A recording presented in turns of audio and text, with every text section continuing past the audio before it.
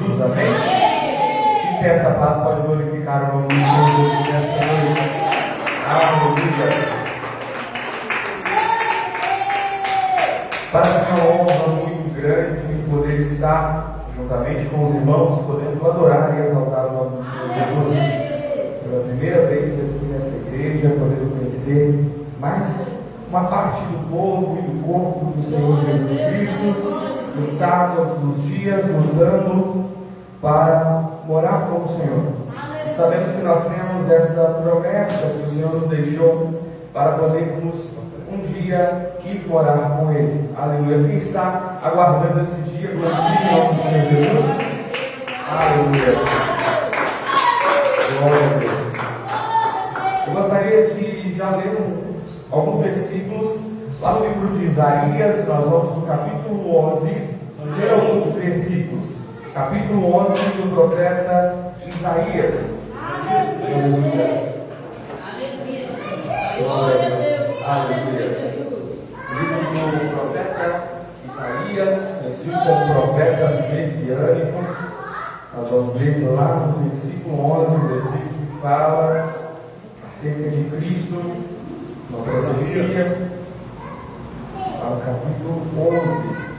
Quem achou, diga amém. Vamos esperar para que todos se encontrem a palavra do Senhor. Nós vamos fazer a leitura. E nós não iremos louvar um hino ao Senhor, nós queremos orar.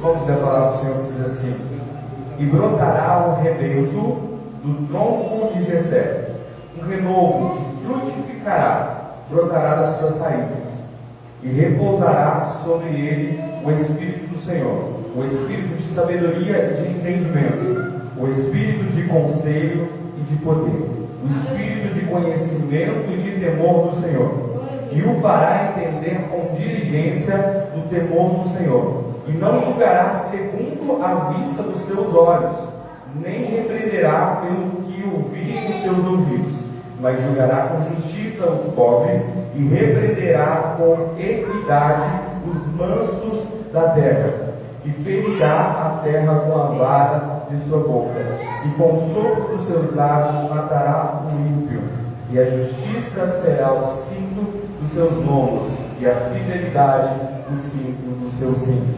Amém? Feche teus olhos, glória a Deus comigo, grandioso Deus, maravilhoso Pai.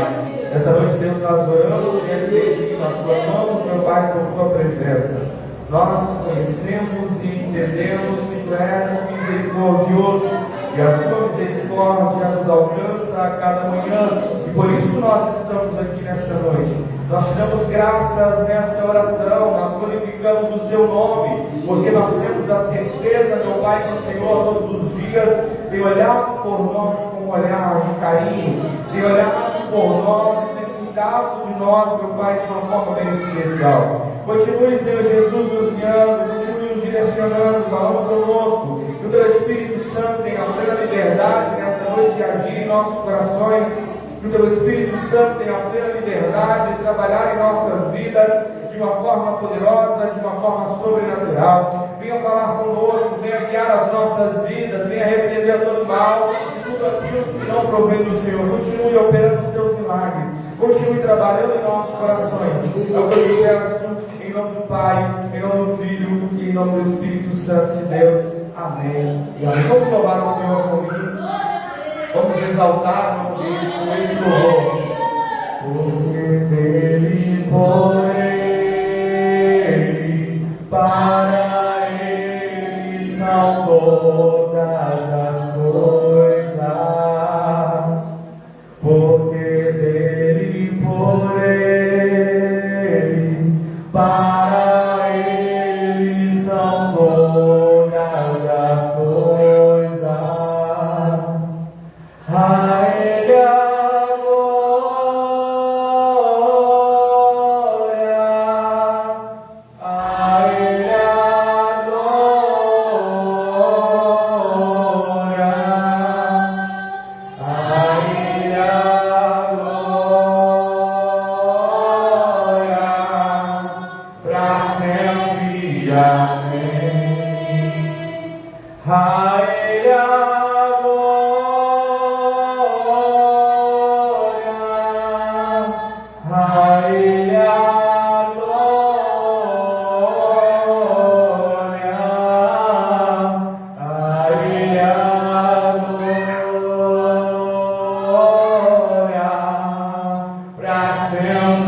amém.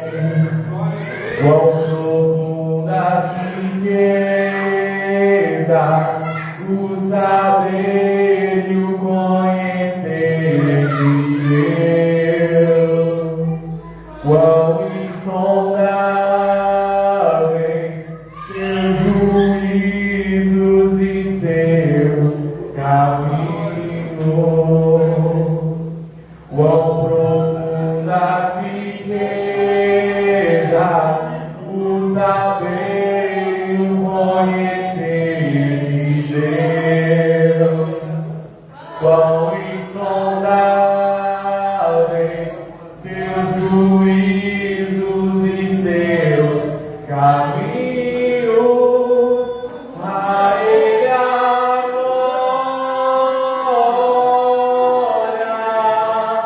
a Ele a glória, a Ele a glória, pra sempre, amém. A Ele a glória,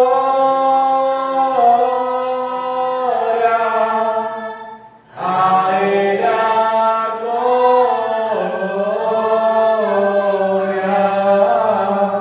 a Ele a glória, pra sempre, amém. Aleluia, somente a Ele toda a honra, toda a glória e todo o louvor. Somente o Senhor Ele é digno de toda a nossa adoração. Somente Ele é digno de todo o nosso louvor. Somente Ele é digno de prestarmos um culto agradável, um culto onde nós entregamos a Ele a nossa adoração. Amém? Portanto, aproveite esta oportunidade, aproveite esse momento, este culto, para entregar ao Senhor a sua adoração. Amém? Eu já convido a todos para abrirem novamente essas Bíblias lá no livro de João. Nós vamos ler o capítulo 15, livro de João. Vocês já podem abrir as vossas Bíblias no livro de João, do Evangelho do Apóstolo João, lá no capítulo 15. Enquanto os irmãos procuram, vamos louvar a Ele com mais uma parte de um hino.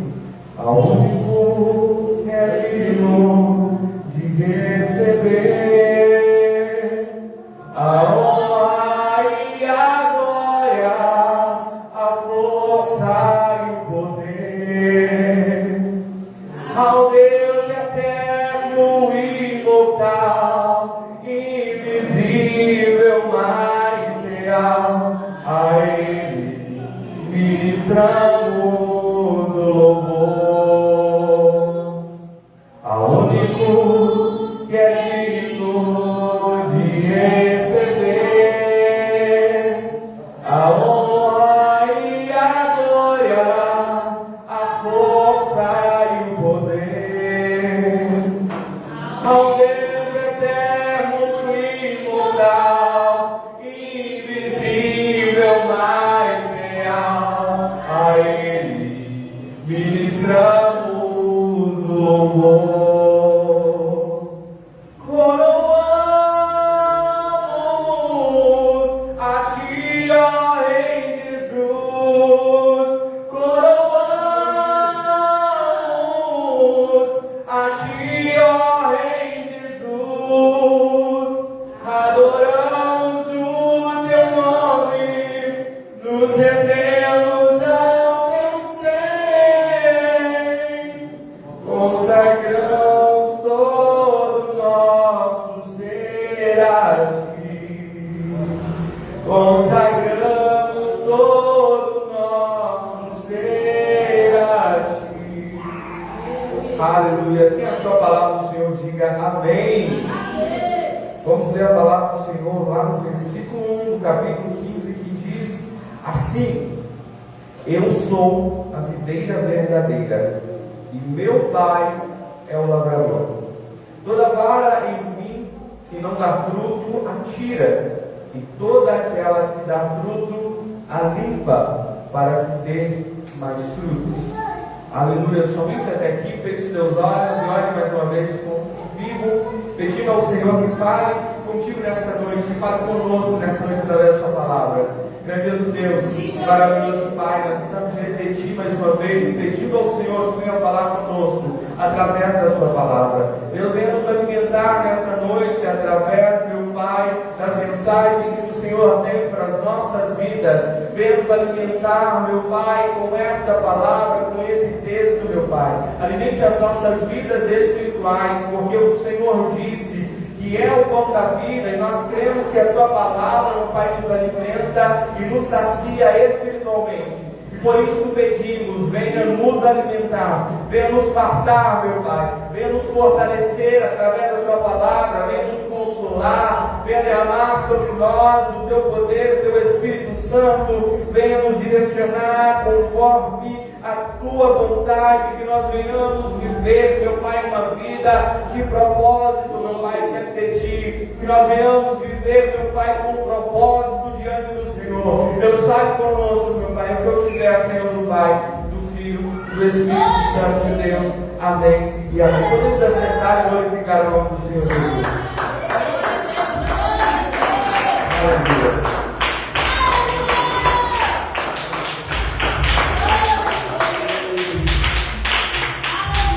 O livro de João está situado no Novo Testamento, é o quarto Evangelho, e foi escrito por um apóstolo, um discípulo que estava bem próximo de Jesus.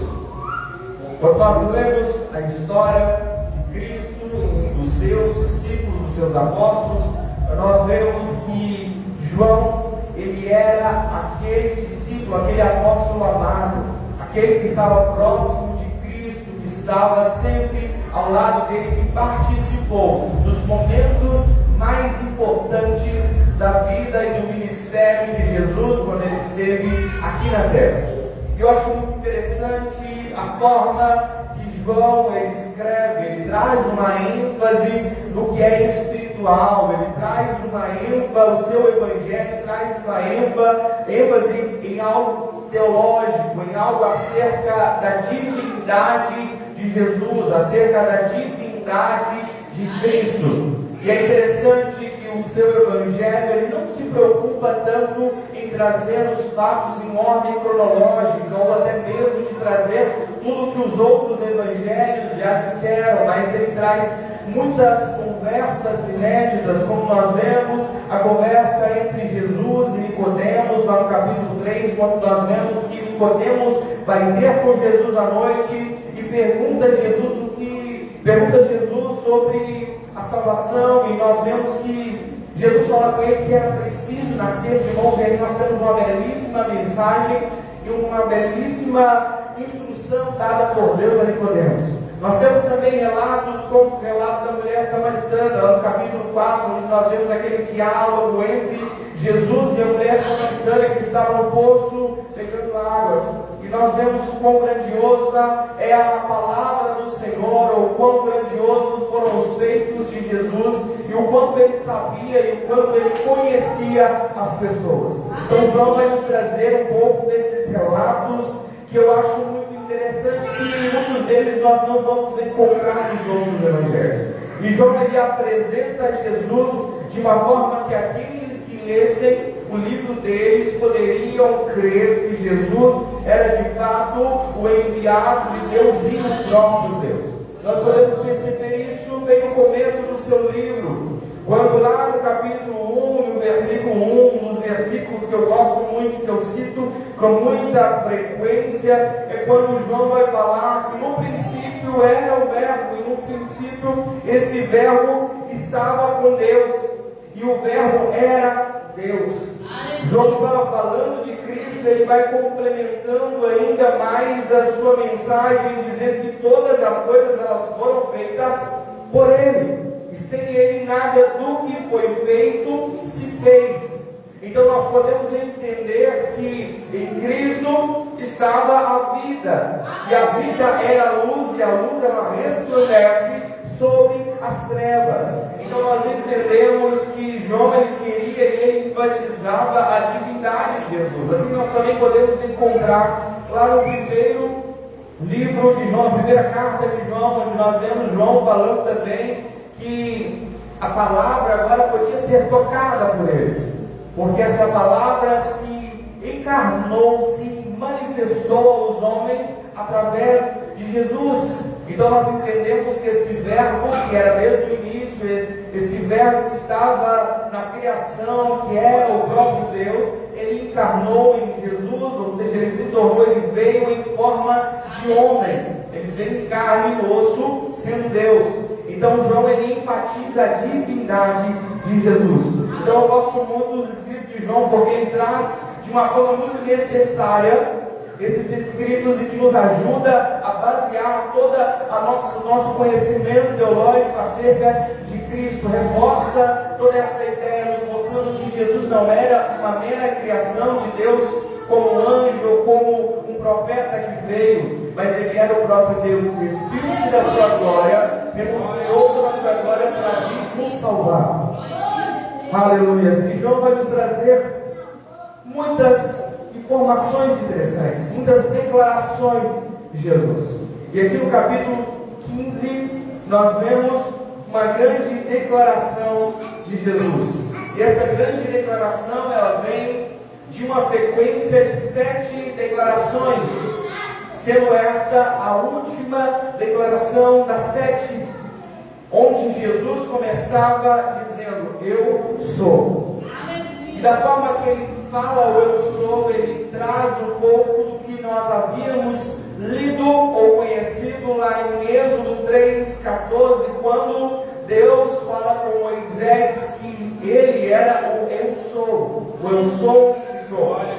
E é interessante que nesse momento Moisés estava perguntando: quando eu for ao meu povo dizer, quem eu vou dizer que me mandou, quem eu vou dizer que me enviou? E Deus vai falando: eu sou, o eu sou te enviou. E Jesus agora resgata essa declaração mais uma vez, mostrando que ele é o Deus, dizendo: eu sou. E ele começa lá em João 6 dizendo: eu sou o pão da vida. Então nós vamos lá em João 6, nós vemos que Jesus, ele alimentou uma grande multidão. Capítulo 6 nós podemos ver que ele alimenta uma grande multidão com apenas 5 pães e 2 peixinhos. A Bíblia chega a dizer 5.000 homens foram alimentados com 5 pães e 2 peixinhos. Então nós vemos a multiplicação dos pães.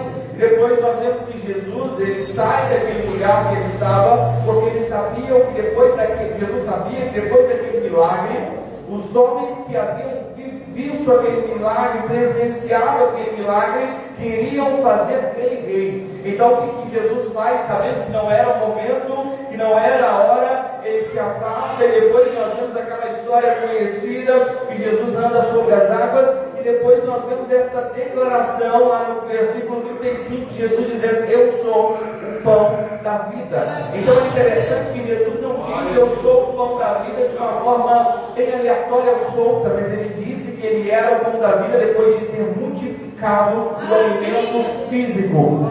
E é interessante que Jesus, ele vai chamando a atenção e exortando aqueles que seguiam, porque eles sabiam que muitos estavam seguindo pelo alimento. Então Jesus, ele vai dizer: mas porque comeste do pão e vos saciaste. Mas Jesus, ele estava dizendo que era mais importante não esse alimento físico que saciava por um tempo o corpo, mas o alimento espiritual que saciava as nossas almas.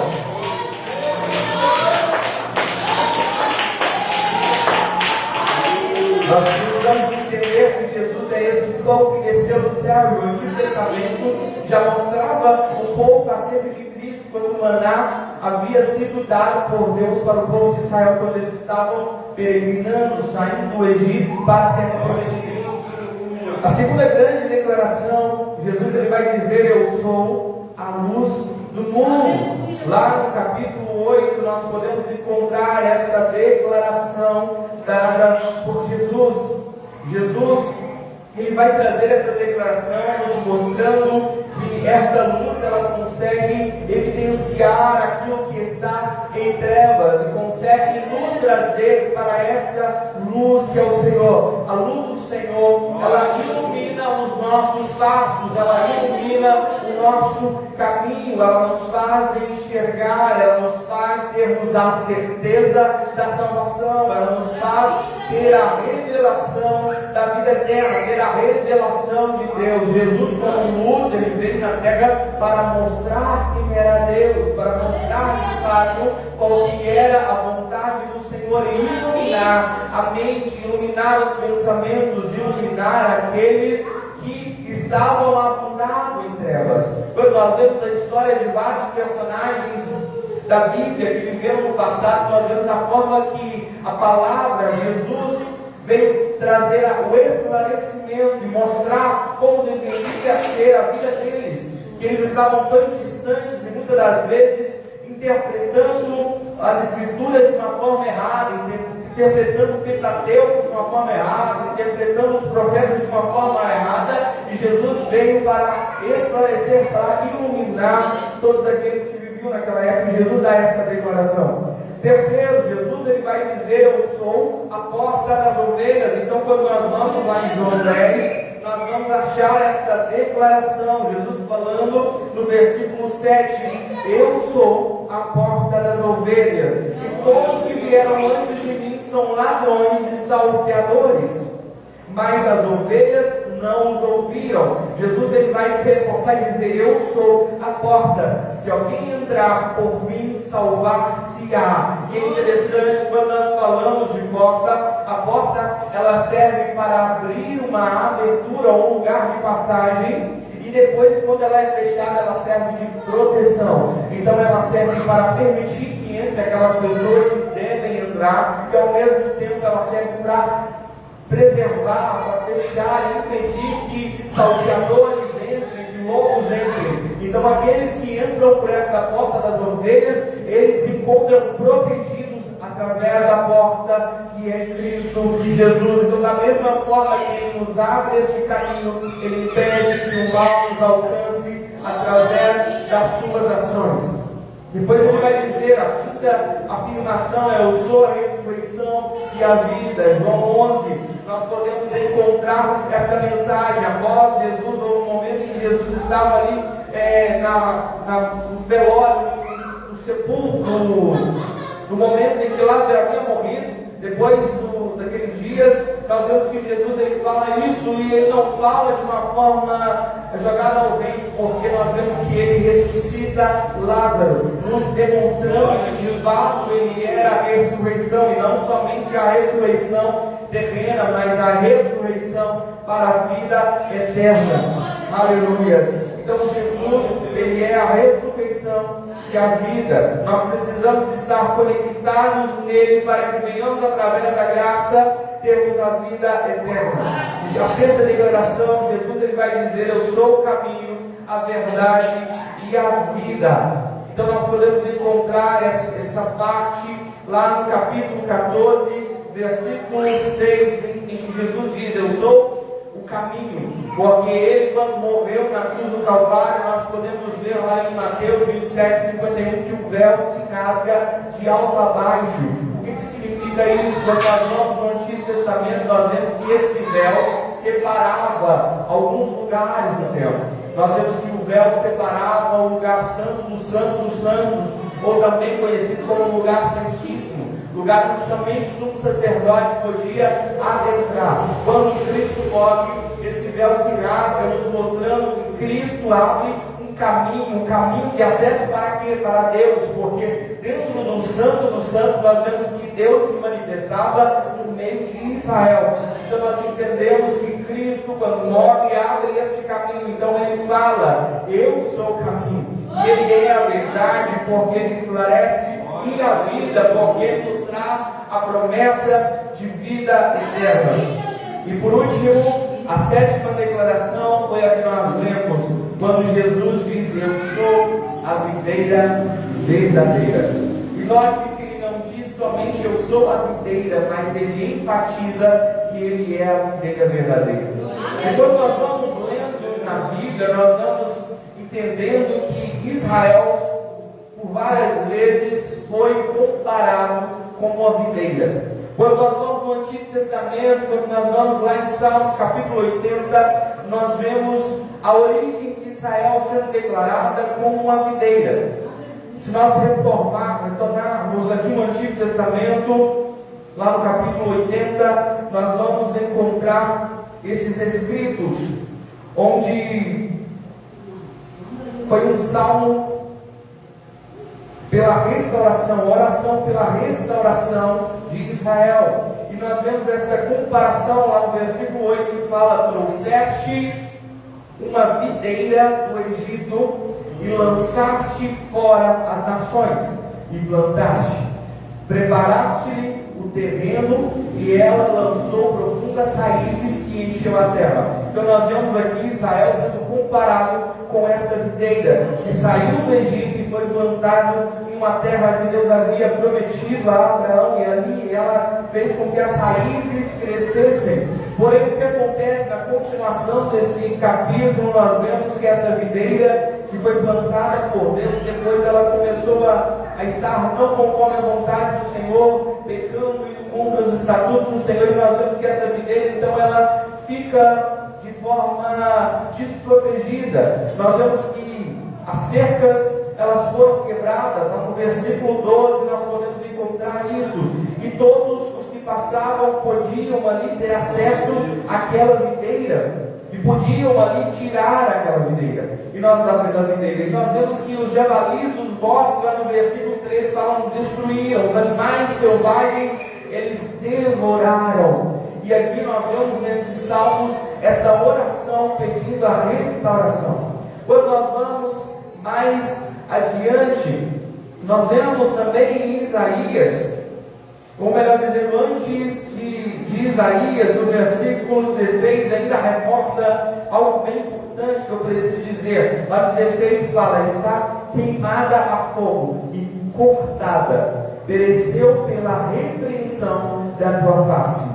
Então nós entendemos que essa videira que foi plantada por Deus, ela agora estava cortada, ela estava queimada pela repreensão. E depois nós vamos entendendo que Deus esperava que essa videira produzisse uvas boas, esperava que esta videira trouxesse bons frutos, mas em contrapartida ela produziu uvas bravas. Quando nós encontramos lá em Isaías 5, nós vemos a canção da vinha, e nós podemos encontrar uma parte em que nós vamos ver a seguinte mensagem: agora cantarei ao meu amado o cântico do meu amado a respeito da sua vinha. O meu amado tinha uma vinha no outeiro fértil, ou seja, tinha uma vinha plantada em um lugar fértil. E mais adiante nós vamos ver a seguinte passagem: e agora, ó moradores de Jerusalém e homens de Judá, julgai, vos peço, entre mim e a minha vide, que mais se podia fazer a minha vide que eu lhe não tenha feito? Porque esperando eu que desse uvas boas, produziu uvas bravas.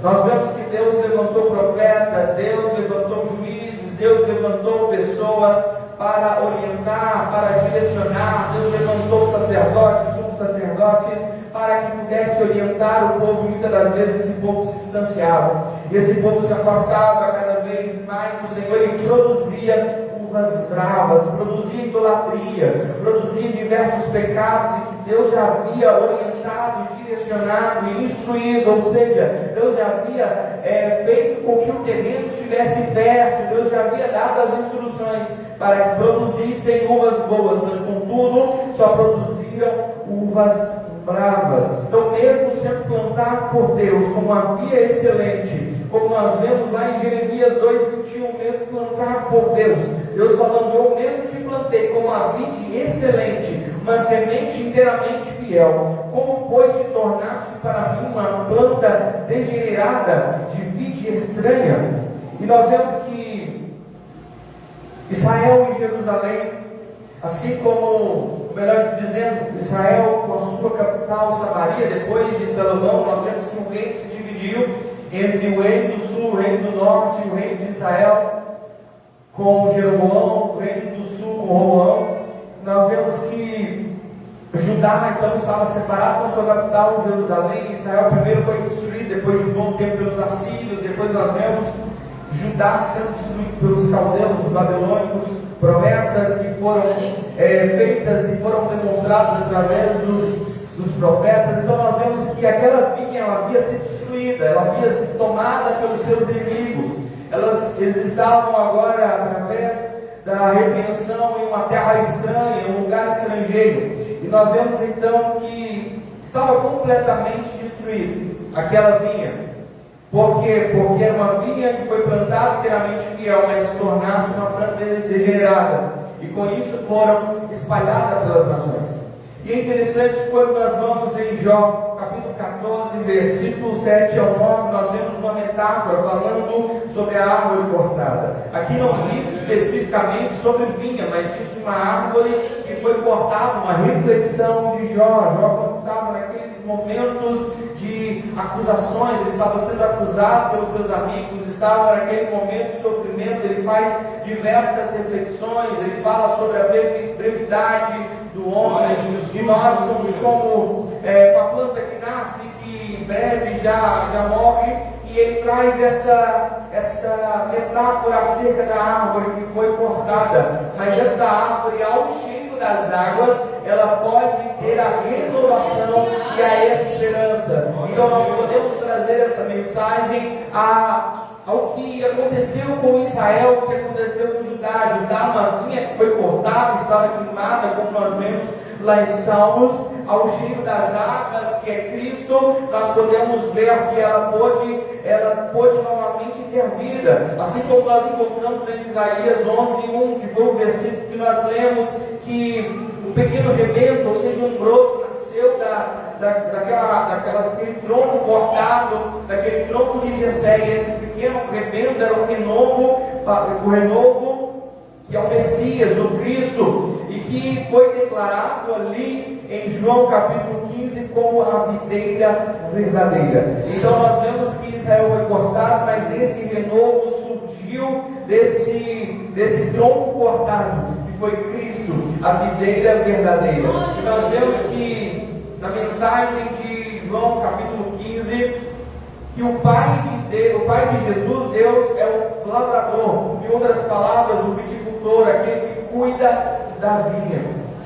E todos aqueles que seguem ao Senhor, eles são como galhos que estão conectados nesta vinha. A palavra conectada, ela é bem importante nesta mensagem, porque nós precisamos sempre estar conectados com Cristo, nós precisamos sempre estar ligados ao Senhor, nós precisamos sempre estar com Deus e estar conectado. Quando nós falamos de conexão, é ter comunhão com Deus, é ter comunhão com Jesus. E ter comunhão, estar conectado, é andar com Deus. E quando nós vamos no Antigo Testamento, nós vemos que havia um homem que andou com Deus.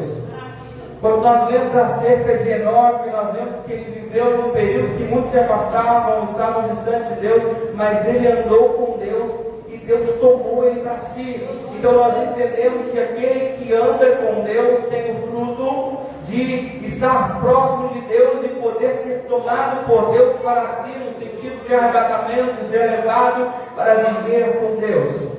Quem está conectado com Deus, ele é obediente, ele confia em Deus. Nós precisamos entender que quando nós falamos que estamos em Cristo, mas nós não confiamos em Sua palavra, nós não confiamos em Deus, nós não obedecemos, nós não estamos de fato conectados, nós não estamos de fato tendo uma comunhão com Deus. E nós podemos entender de uma forma prática que Noé de fato estava conectado com Deus e ele confiou na promessa do Senhor, ele confiou em tudo aquilo que Deus havia falado com ele, e ele foi obediente ao ponto dele poder ser salvo com a sua família no período do dilúvio. Aquele que está conectado com Deus, ele precisa também gerar frutos para ele. Ele precisa gerar frutos, e esses frutos eles são concedidos por Deus para nossas vidas. Quem está com Deus, ele frutos. Quem está com Deus, quem está ligado em Cristo, ele gera frutos. A palavra do Senhor vai nos dizer isso. A palavra do Senhor lá em João vai nos falar acerca dos frutos. E é interessante que a palavra fala: aquele que não dá frutos, tira. Aquele que não dá fruto, ele tira. E aquele que dá fruto, o que acontece? Ele poda, ele limpa para que dê mais frutos. E é interessante que muitas das vezes em nossas vidas, nós talvez deixamos o ego aparecer. Muitas das vezes nós deixamos o eu aparecer. Muitas das vezes, com um galho, nós se enchemos de folhas. Folhas talvez vistosas, folhas bonitas, mas folhas que escondem os frutos. Folhas que talvez impedem a geração de novos frutos. E com isso Deus ele vai podando, ele vai cortando, como sendo um bom ladrador, um viticultor, ele vai limpando estas folhas ou esses pequenos galhos que nascem desta vara, para que aquela vara se concentre em dar mais frutos. Quando nós vamos plantar alguma coisa e desejamos que esta árvore frutífera dê mais frutos, muitas das vezes nós podamos. Quando nós podamos, o que nós estamos fazendo de fato? Nós estamos fazendo com que a árvore se concentre naqueles galhos mais frutíferos, ou naqueles galhos mais promissores de dar frutos. Por quê? Porque quando nós cortamos um galho que às vezes só está tomando a força da árvore, nós estamos redirecionando toda aquela, talvez seiva, ou aquela essência ali que faz com que a árvore gere frutos. Então, quando nós cortamos um galho que só está crescendo, mas sem perspectiva de frutos, enquanto o outro está dando frutos, nós podamos e cortamos, nós estamos direcionando a força da árvore para que aquele galho dê ainda mais frutos. Então, Jesus ele faz isso com nossas vidas. Às vezes tem coisas que fazem com que nós não geremos frutos com Deus e só tome a nossa energia. Quantas vezes nós dedicamos o nosso tempo para coisas que só nos afastam de Deus, e o Senhor ele vem nos exortando, ele vem nos repreendendo quando nós falamos desse podar. O podar é a disciplina, é a exortação, é quando Deus vai nos direcionando. E nesse momento onde nós somos muitas das vezes podados, nós ficamos incomodados, às vezes nós ficamos entristecidos, e isso é algo que Paulo vai dizer lá em Hebreus 12:11. Nenhuma disciplina parece ser motivo de alegria no momento, mas de tristeza. Mas depois ele vai dizendo, mais tarde, porém, produz fruto de justiça e paz para aqueles que por elas foram exercitados. Quando nós somos disciplinados, quando nós somos exortados, é uma prova que o Senhor nos ama e que Ele vê o potencial de novos frutos serem gerados. E com isso, quando nós passamos por essa disciplina, nós vemos os frutos sendo produzidos. E que frutos? O Paulo está dizendo, fruto de justiça e fruto de paz. Então Deus ele vem nos podando para que venhamos produzir mais frutos. E os frutos eles são para a nossa vida uma evidência de transformação. Lá em Gálatas capítulo 5, 22 ao 23, nós podemos encontrar a seguinte mensagem acerca do fruto do Espírito, que diz que é amor, alegria, paz, paciência, benignidade, bondade, fidelidade, mansidão e domínio próprio. O fruto que o Senhor produz em nossa vida é um fruto que demonstra a transformação gerada por Ele em nós, que demonstra que nós vivemos uma vida transformada. Às vezes nós achamos que os frutos é simplesmente ter almas sendo salvas. Às vezes nós achamos que frutos é somente ter pessoas convertendo ao Senhor. Mas quando nós falamos de fruto é quando evidenciamos em nós a transformação do Senhor, quando é evidenciado a obra que o Senhor fez em nossas vidas. Esse é um fruto que aparenta, esse é um fruto que demonstra a obra do Senhor. Então nós precisamos entender que ter propósito com Deus também é um fruto de Deus para as nossas vidas. Ter propósito com a palavra é um fruto, porque nela nós podemos ter fidelidade, nós podemos ter ali a sabedoria e a inteligência vinda dada por Deus através da sua palavra. Então nós precisamos evidenciar o fruto da transformação. Aleluia. Os frutos eles também servem para glorificar a Deus.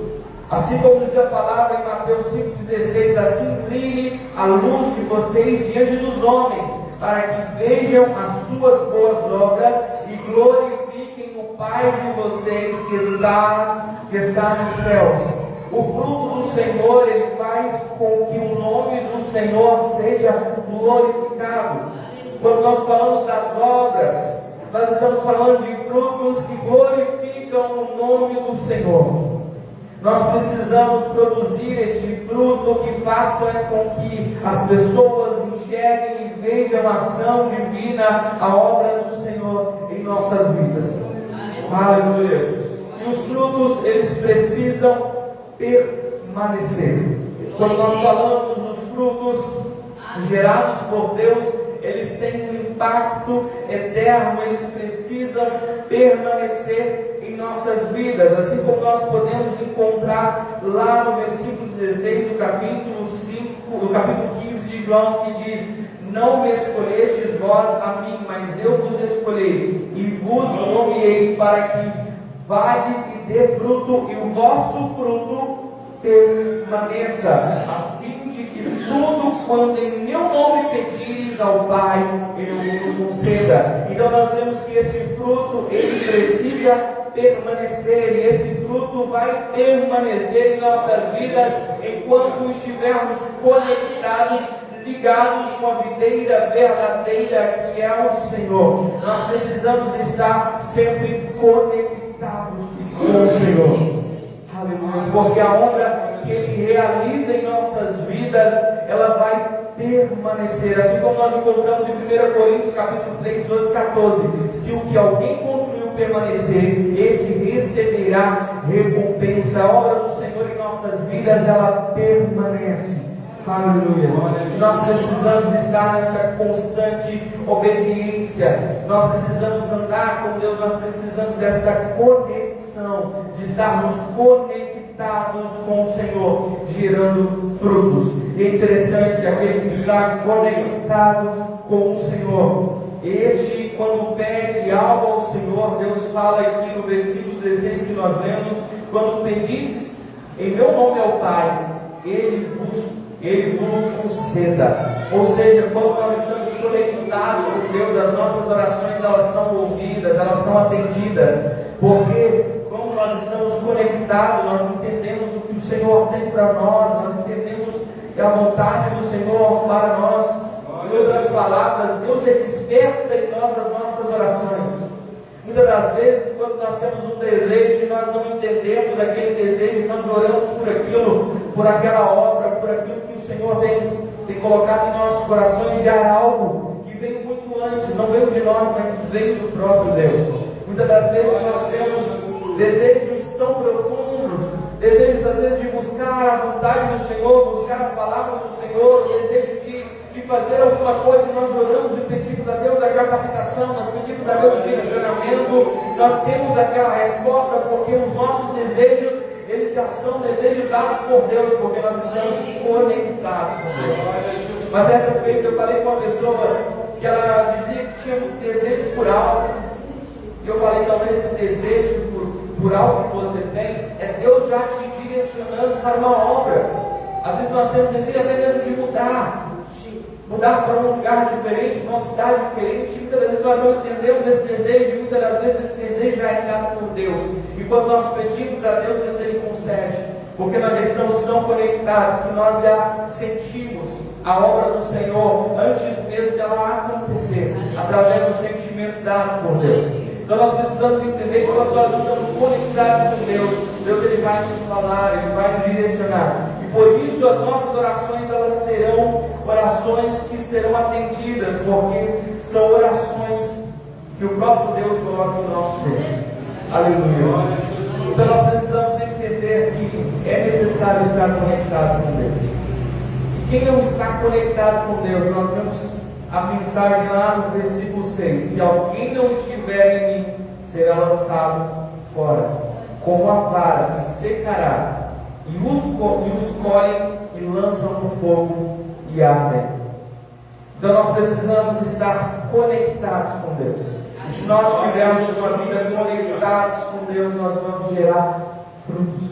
Nós vamos ser frutíferos. E Deus está te chamando para ser frutífero na obra dele. Deus está te chamando para ser frutífero no seu lar, na sua casa.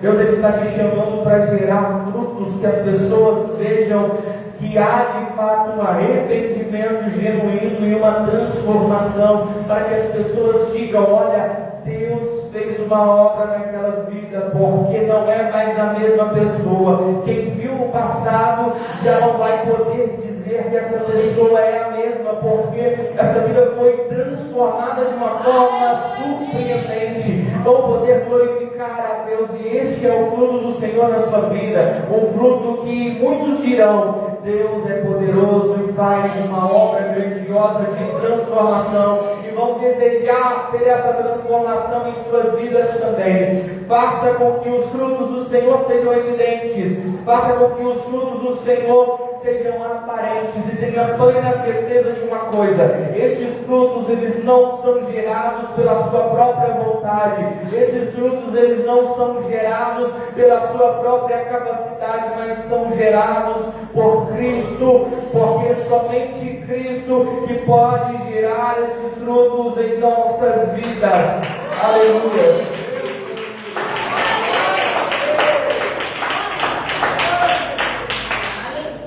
Aleluia. Somente Cristo pode nos fazer ter estes frutos. Somente o Senhor pode nos fazer gerar estes frutos. E para isso nós precisamos estar conectados com Ele. Nós precisamos estar ligados com Ele. Não adianta nós falarmos que nós estamos conectados se não houver evidência, se não houver frutos. A maior prova que alguém está em Cristo, que alguém está seguindo a vontade do Senhor, são os frutos que são evidenciados. São os frutos, são as obras que essa pessoa faz, essas obras que essa pessoa demonstra. É uma forma de enxergarmos o fruto do Senhor. É a forma de enxergarmos a conexão com Deus, os frutos evidenciados. Aleluia, a transformação evidenciada, porque esses frutos, eles não são gerados pelo homem, mas pelo próprio Senhor. Amém. Que nós devemos estar sempre conectados com Deus, vivendo uma vida de propósito, vivendo uma vida que agrada ao Senhor. Se coloque de pé, nós vamos fazer oração, as horas já não nos esperam mais. Nós vamos fazer oração para não passarmos muito do horário. Feche teus olhos nessa noite. Peça ao Senhor que cada vez mais fale contigo, te direcione cada vez mais, para que você continue sempre conectado, gerando muitos frutos, para que esses frutos que evidenciem sejam permanentes. Feche teus olhos, grandioso Deus e maravilhoso Pai. Em momento estamos, meu Pai, diante de Ti mais uma vez orando, nós estamos mais uma vez diante de Ti clamando, meu Pai, pedindo ao Senhor, Deus, que nós venhamos estar conectados com o Senhor, que nós venhamos estar conectados com a Sua palavra, entendendo e compreendendo as mensagens que o Senhor tem para nós. Deus, eu sei, Deus, que o Senhor tem falado, que o Senhor tem tocado de formas tão diversificadas. Eu sei que o Senhor tem agido, eu sei que o Senhor, meu Pai, tem operado em nossas vidas, e por isso eu te dou graças. Te dou graças, Deus, por tudo que o Senhor tem feito por nós, por tudo que o Senhor tem feito em nossas vidas, pela transformação, meu Pai, pela transformação que está sendo feita, meu Pai, nesta vida e neste coração. Talvez não está ainda completa, e eu sei, Deus, que a transformação que o Senhor faz em nós, meu Pai, ela vai se aperfeiçoando cada dia, porque o Senhor diz: o Senhor começou a boa obra, o Senhor é fiel para aperfeiçoá-la. Então, meu Pai, eu tenho certeza que o Senhor a cada dia mais tem aperfeiçoado a sua obra que foi iniciada em nossas vidas. Eu sei, Deus, que o Senhor está agindo e o Senhor está operando. Continue, Deus, continue nos guiando, nos direcionando e falando conosco, meu Pai. Continue operando os teus milagres, e que o teu Espírito Santo tenha sempre liberdade, meu Pai, para nos orientar. E eu te peço em nome do Pai, do Filho e do Espírito Santo de Deus.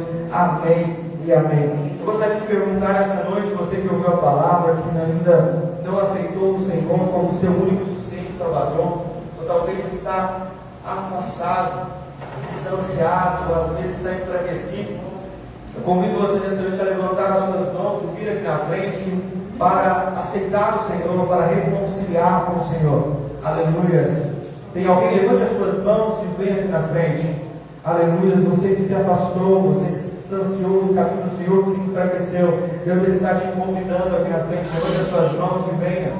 Você que não aceitou o Senhor e quer aceitar essa noite, levante as suas mãos e venha. Todos já são cristãos, todos já aceitaram o Senhor, estão vivos. Aleluia. Então que Deus venha preparar novas oportunidades, que Deus venha preparar outros momentos, mas não tarde, porque amanhã pode ser tarde. Amanhã talvez nós não podemos ter mais a oportunidade que nós temos hoje. Quantas pessoas que acreditaram que amanhã iria chegar e não chegou amanhã para essas pessoas? Então nós precisamos entender que o amanhã pode ser tarde demais para nós tomarmos alguma decisão, para nós talvez valorizarmos muitas coisas que hoje nós não estamos valorizando. Amém? E eu gostaria também nessa